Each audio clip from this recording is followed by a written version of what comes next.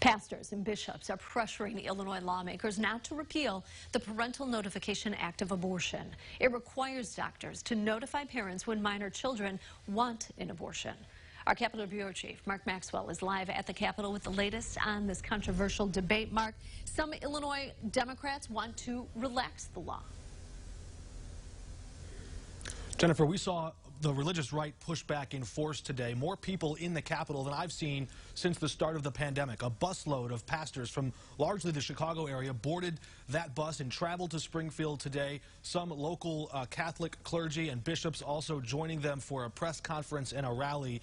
They're pushing for what many conservatives see this as the last remaining restriction or requirement on the books in Illinois that might prompt a parent to intervene and persuade a teen girl not to go through with an abortion.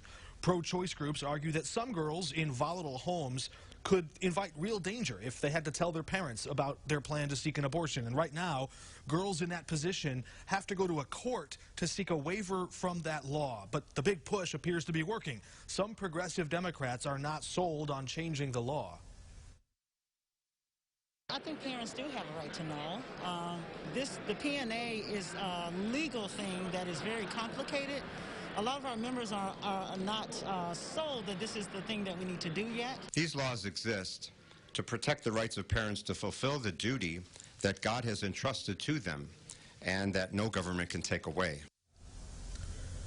That's the bishop of the diocese in Springfield. He's waded into these political disputes before in public ways, even revoking communion from the former House Speaker and Senate President. Today, Bishop Paprocki again doubled down and said that he would do that all over again, despite caution from the Vatican, warning U.S. bishops not to use communion as a, quote, political weapon.